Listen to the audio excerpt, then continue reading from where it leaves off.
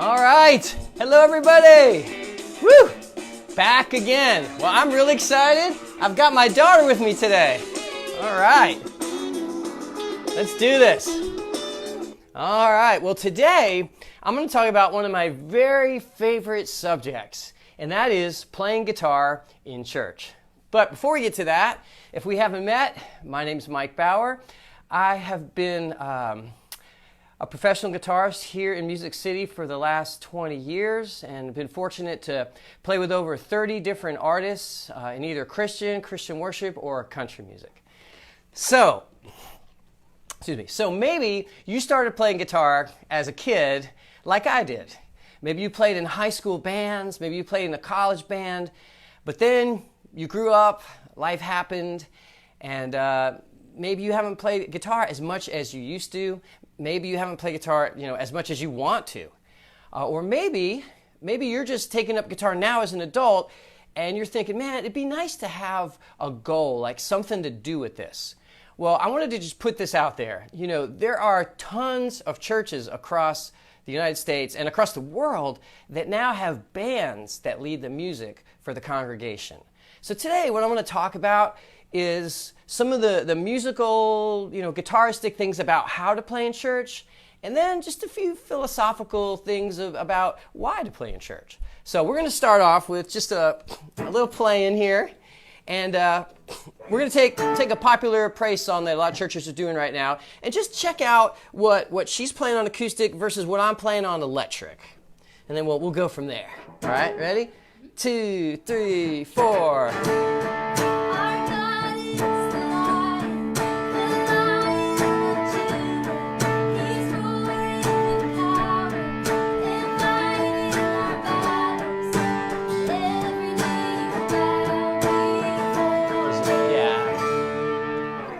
Okay, so, any thoughts?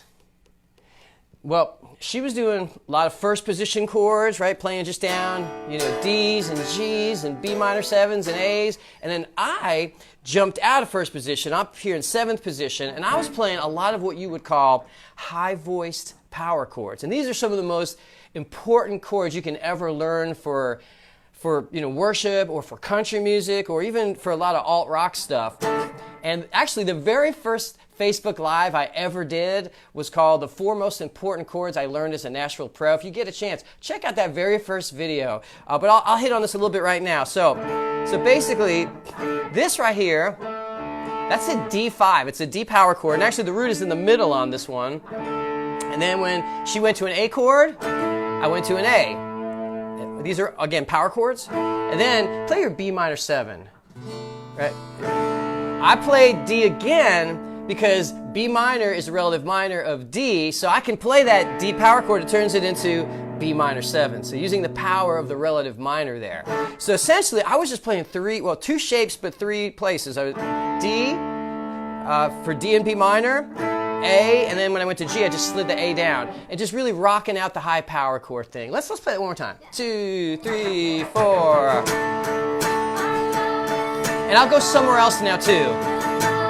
I'll go up a different string group.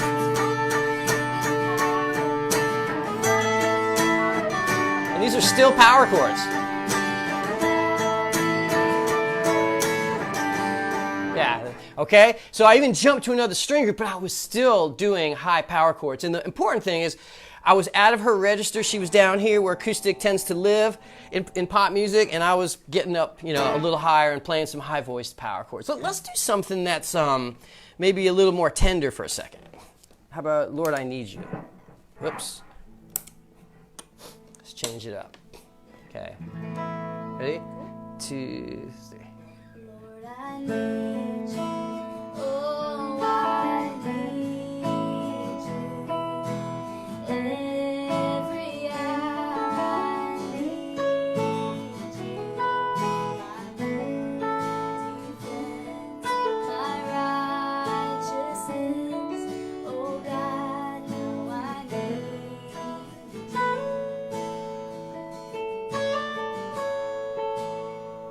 So there again, same kind of thing. She's playing down low, I'm playing up high. What was I doing? I was doing a lot, again, 2-3 note voicings of major chords. So like for A or A, and again, all my A's are also F sharp minors using the power of the relative minor. So A's are F sharp minors, D's are B minors, E's are C sharp minors also. And just doing some little chord licks. Actually I didn't have a tremolo going. I forgot to put it on. But you can use different, tremolos, vibrato pedals. I had a little delay going and just a slight bit of overdrive that you can feel more than you can hear. But again, the main thing is just ornamenting, kind of filling in the holes, making sure we're not in the same register. Same kind of concepts whether you're playing in church or somewhere else. It's really the lyrics that make a song Christian, but these musical concepts, are across the board. Well, if you're enjoying this video so far, would you go ahead, hit the like, love, or wow button? Would you consider tagging a friend that you think would dig a lesson on the hows and whys of playing in church? Appreciate that a lot. All right, a lot more to come. All right, so the next thing, let's talk about this. So a lot of songs in church have intro licks, just like any song on the radio. I mean, if we're gonna play in a bar band or wedding band or something, we wouldn't play "You Really Got Me" without going, or depending on what version we were doing, right? Or "Beat It" without going. Right? It's just a signature lick. So the first song we played before, Lion and the Lamb, has an intro lick. So let's go ahead and hit that. You got the chords right there? So I'll play the intro lick to this song. Right? 2, 3, 4.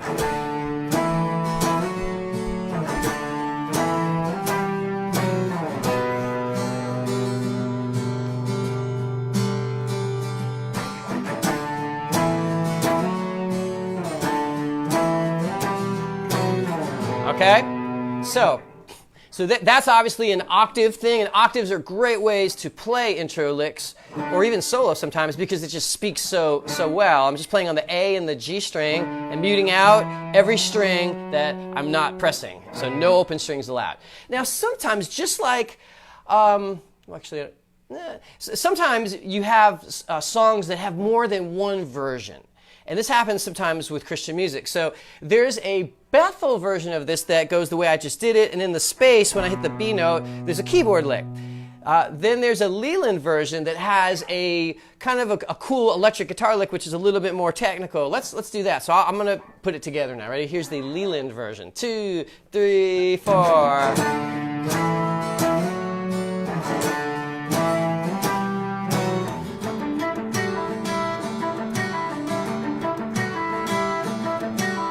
And it continues on.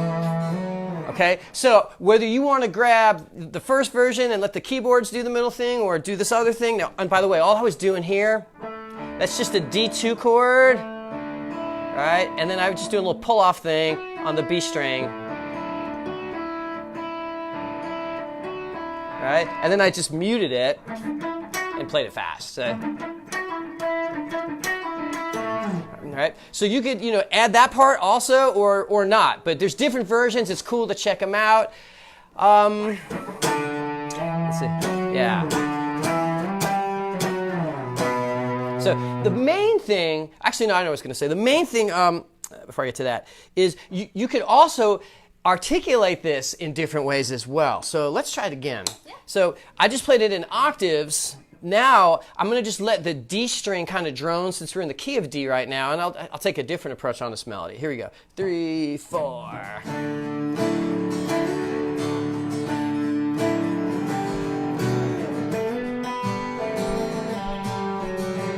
Just kind of fill out my own way.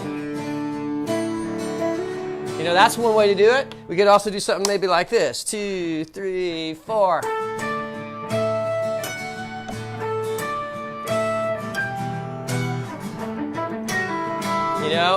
And maybe do it down here. Just articulate it in different ways. But the main thing is that we grab the lick, that we pay homage to it, just like we would in, any rock or pop song where an intro lick exists, And a big part of this whole thing is just being a song player. And that's a big thing in Nashville, serving the song, having a servant heart, and just being willing and eager to just do what it takes to make the song sound great and be a team player. So, all right, awesome. Well, thank you, Ad. I really, really appreciate it. Yeah. So I wanted to just ask you guys, would you take a moment and let me know where you're watching from? I love this part of the broadcast because I always get to see where people are watching from. Last week it was like, man, people from California, Nevada. Sometimes it's right down the road right here in Nashville. Would you just take a moment, let me know where you're watching from? I always love to see that and getting to connect with more and more of you and seeing how far I'm actually able to reach with these lessons. And awesome. Thank you, Daniel, right out of the gate. I appreciate that. Hello, Ohio. Awesome. All right. The last thing, I just wanted to take a couple of minutes and just share just a few philosophical reasons why play in church. And I'll be real personal here. For me, the first and foremost, it's really about gratitude for me. I mean, just loving God back with the gifts that He's already given to me. The gift of playing guitar, the gift of life, the gift of eternal life. It's not trying to pay Him back. It's just straight up gratitude. And I'm just so blessed. And I think if you think about it, we're all pretty blessed. So that's the number one reason for me. It's gratitude. God is good, and I just want to love Him back. Other reasons that I play in church, I would say getting to make good music with great people. Just having community, especially with other men, it's just invaluable. I love that. I'd say, being able to hear great sermons that spur me on, that make me better, that really point me to God, keep me grounded, that's huge also. I'd also say that being a part of something bigger than myself, like when I'm playing in different churches and I look out sometimes and I see people, praying, people with their hands up, people praising God, and just thinking that my guitar playing is maybe aiding or enhancing somebody else's worship of God, like even in a small way, just providing a little backdrop for that, man, that's deep and that's humbling. And I love just knowing that. And then just musical reasons, like having like some accountability with your music. So like if there's nothing on the calendar and there's not a reason to play, it's easy to just put it off and go, I'll get to playing guitar someday. But if you're going to be playing, every 2 weeks or, in 2 weeks, and you're like, man, I got to get this together. I got to get these sounds together. I got to learn these parts. I got to make sure that when I get there, that I'm ready for this. Calendaring things, give us accountability. And especially us as adults, there's so much that, competes for our time. So to actually like have something calendared in where we know we're going to have to play and we know we're going to have to bring it, it's a beautiful thing. It'll make us better. And, just the sheer fun of like playing guitar in a band, So I love playing guitar in church. And I just wanted to share that with you. And I'm just scratching the surface today on playing guitar in church. But it's a passion of mine, something I said I love. And I'll be talking about this more. And I just want to share that with you. So if you haven't hit the like, love, or wow button, I would so appreciate that. If you have any thoughts on this subject, I would be curious. And I will try to shoot you back and chime in on it as well. And if you would also let me know where you're watching from. Hey, Jason Jordan, thank you for the encouragement, man. I know you play in church a lot. Seasoned pro, plays in church every chance you get, and still out there playing with country artists and different artists in Nashville. So yeah, man. Awesome, everybody. Well, that's all for today. I will be back next week, and just want to encourage you, keep growing. Keep pressing on and know that you can learn to play guitar. Hey, what's up, Ben Law? Good to see you. Another guy I know plays in church. All right, blessings, everyone. I will see you next week. Bye-bye.